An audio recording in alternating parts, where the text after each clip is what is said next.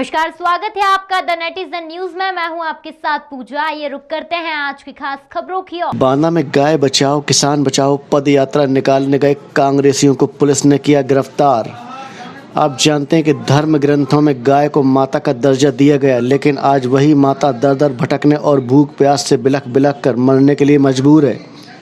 वर्तमान में गायों को अपने भरण पोषण के लिए तमाम जद्दोजहद करनी पड़ती है, लेकिन उसके बाद भी ना तो वे अपना पेट भर पाती है और ना ही अपने बच्चों का। इतना ही नहीं, देश की रीढ़ की हड्डी कहे जाने वाले किसान भी आज परेशान हैं। अपनी समस्याओं को बताने और अपनी मांगों को मनवाने के लिए उन्हें भी इस हड्डियों को गला देने वाली ठंड में अनशन करना पड़ रहा है। लेकिन वर्तमान सरकार है कि ना तो किसानों की बात सुनने को तैयार है और ना ही गौ माता की सुरक्षा खान पान की उचित व्यवस्था करा पा रही है। इसी को लेकर पूरे उत्तर प्रदेश में कांग्रेस कमेटी के द्वारा जगह जगह गाय बचाओ किसान बचाओ का आंदोलन छोड़ते हुए पैदल यात्रा निकाली जा रही है, लेकिन स्थानीय पुलिस के द्वारा उनके आंदोलन शुरू करने से पहले ही उन्हें नज़रबंद करते हुए जेल भेज दिया जाता है। कम है और क्या है पूरा मामला? आप जैसा सबको मालूम होना चाहिए कि हमारी उत्तर प्रदेश कांग्रेस की प्रभारी और अखिल भारतीय राष्ट्रीय कांग्रेस की महासचिव आदि प्रियंका गांधी जी द्वारा ये निर्देश हुआ था कि पूरे बुंदेलखंड में इस समय गाय की स्थिति बेहाल है। गाय भूख से तड़प तड़प के मर रही हैं, कुत्ते नोच नोच के खा रहे हैं। और योगी सरकार ने जब मुख्यमंत्री पद का ग्रहण किया था तो उन्होंने गाय को चारा खिलाया था और ये शपथ ली थी कि हम गाय की रक्षा करेंगे। गाय को माता कहते हैं, लेकिन उसकी देख रहे हैं किस प्रकार से निर्मम हत्या हो रही है। हम लोगों की मांग है कि गाय को बचाया जाए और किसान को भी बचाया जाए। गाय संरक्षित किया जाए, किसान को भी संरक्षित किया जाए। उसी क्रम में आज बुंदेलखंड का ये अंतिम दिन है बांदा, जहां पर हमारे प्रदेश अध्यक्ष अजय कुमार लल्लू जी, हमारे MLC साहब दीपक सिंह जी, हमारे प्रदेश उपाध्यक्ष जी, प्रदेश महामंत्री जी राहुल राय जी और सभी कांग्रेस महिला कांग्रेस MSY सभी फ्रंटल के लोग आज हम लोग गाय बचाओ किसान बचाओ यात्रा को लेकर के हम लोग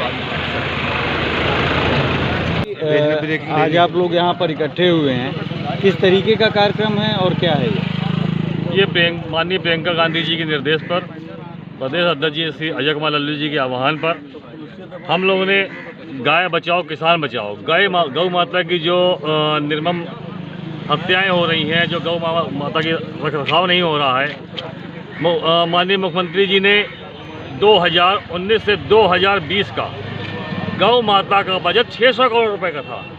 600 करोड़ के बजट में 200 करोड़ का बजट शहरी गायों के लिए, 250 करोड़ ग्रामीण गायों के लिए और 165 करोड़ का बजट रखरखाव के लिए था। वो पैसा कहाँ गया?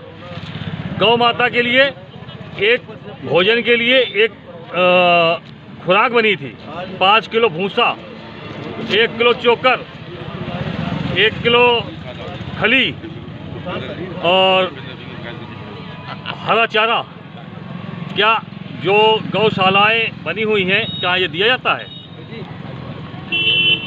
वहाँ पे गाय मर रही है, गड्ढा खोद के दफन कर दी जाती है, वहीं पे गाय सड़ रही है, चील कौवे खा रहे हैं, कहीं पे कोई गाय की व्यवस्था नहीं। माननीय मुख्यमंत्री ने एक बयान और शर्मनाक बयान दिया था, याद होगा आपको।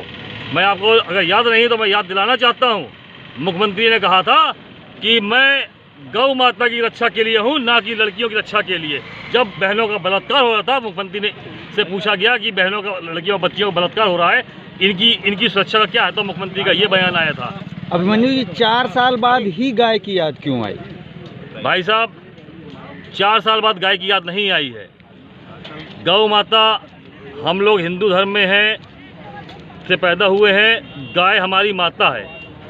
गाय को हम लोग सिर्फ माता नहीं मानते, गाय के लिए हम लोग हर कार्यक्रम करते हैं। लेकिन भाजपा की और संघ की कथनी और करनी में अंतर है।